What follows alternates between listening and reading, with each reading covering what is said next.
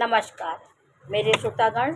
मैं आपको भादों मास की शुक्ल पक्ष की तृतीया जो आती है उसमें ये जो हरतालिका तीज होती है, किस नक्षत्र में ये तीज का व्रत किया जाता है, इन सब बारे में मैं आपको जानकारी दूंगी। और तृतीया तिथि के बाद भादों का जो दूसरे दिन का चौथ होता है, जिसमें गणेश जी का आगमन होता है। महाराष्ट्र पुणे इसमें इनका बहुत बड़ा महोत्सव मनाया जाता है। 10 दिन के लिए गणपति जी आते हैं और उनका विधिवत पूजन पाठ किया जाता है, फिर उनका विसर्जन किया जाता है। तो 6 तारीख 9वां महीना 2024 दिन शुक्रवार को तिथि भादों की तृतीया तिथि शुक्ल पक्ष की, और नक्षत्र होगा हस्त नक्षत्र।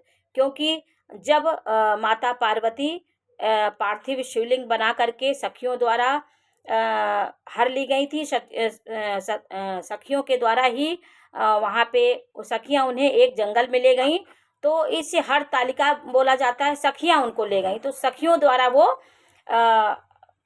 उन्होंने ये व्रत किया था। सखियों के साथ मिलकर के सखियाँ उन्हें जंगल में ले गईं। तो ये जंगल में जब माता पार्वती गईं तो उनके माता पिता बहुत दुखी हुए कि अपनी बेटी को ढूंढने के लिए उन्होंने बहुत प्रयास किया। फिर वहाँ पे उन्होंने कठिन तपस्या, ये नीराजल व्रत था, भोले बाबा प्रकट हुए और उन्होंने माता पार्वती को पति रूप में प्राप्त करने का वरदान दिया। उन्होंने कहा, मैं आपको पति के रूप में प्राप्त करना चाहती हूँ। तो उनकी कठिन तपस्या देखकर भोले बाबा प्रसन्न हो गए और माता पार्वती को पत्नी रूप में स्वीकार करने के लिए उन्होंने वरदान दिया।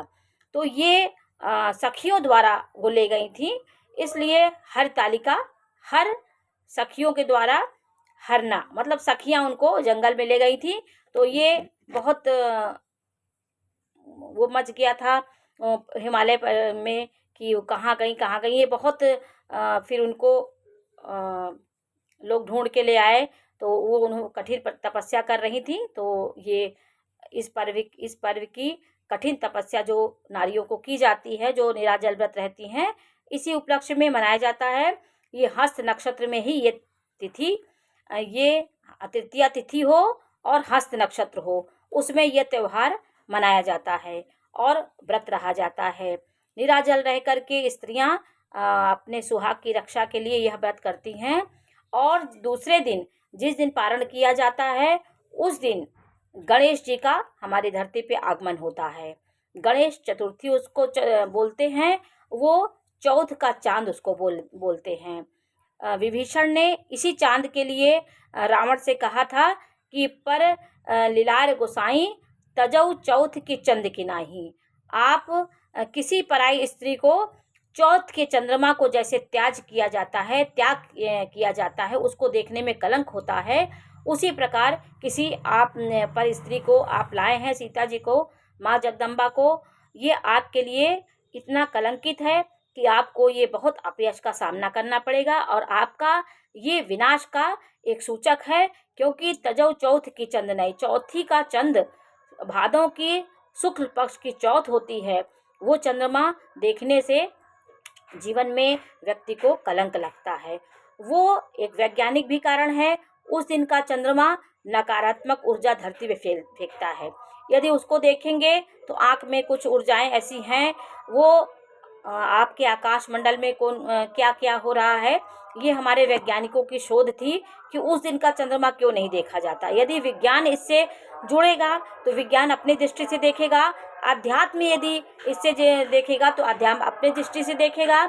इसलिए अपनी अपनी दृष्टियों से उनको देख करके इस दिन का चंद्रमा नकारात्मक ऊर्जा का देने वाला होता है। इसलिए हम इस चंद्रमा को नहीं देखते हैं और इस चंद्रमा को ध्यान अपने घर में रहिए। जब चंद्रमा अस्त हो जाए तो आप इसको देखिए और जीवन में इसको त्याग करके अपने जीवन को अच्छा बनाइए। 7 तारीख को गणेश चतुर्थी है, इसका व्रत इसको उनको गणेश जी को आगमन किया जाता है, वो उस दिन आते हैं।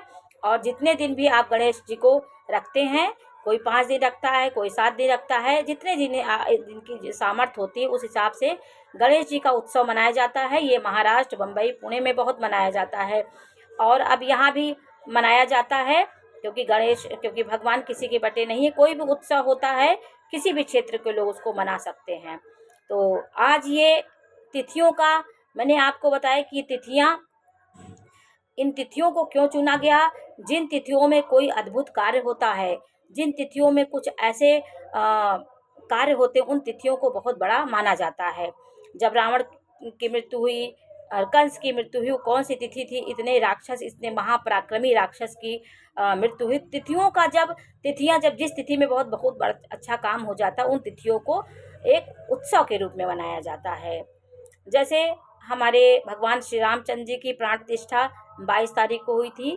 तो 22 जनवरी 2024 को भगवान श्री रामचंद्र जी का प्राण प्रतिष्ठा हुई थी। ये तिथि एक सर्वोत्तम तिथि के रूप में उत्तर प्रदेश में इनको मनाया जा गया, क्योंकि ये एक अद्भुत तिथि थी। जिस समय हमारे 500-600 साल पुरानी एक हमारी चीज़ विरासत हमें मिली और भगवान राम का भव्य मंदिर तैयार हुआ। तो तिथियों का हमारे उत्सवों से जोड़ा गया है कि तिथियां, नक्षत्र, उन देखा जाता है कि कौन सी तिथियों में इतना बड़ा काम हुआ। तो ये मैंने आपको हरतालिका तीज के बारे में बताई और चौथ के चांद के बारे में जानकारी दी कि चौथ के चांद को क्यों नहीं देखा जाता है। तो ये जानकारी आपको कैसी लगी हमें अवश्य बताइए। चैनल को लाइक करिए, सब्सक्राइब करिए। मैं इसी प्रकार की जानकारी देती रहूँगी। नमस्कार।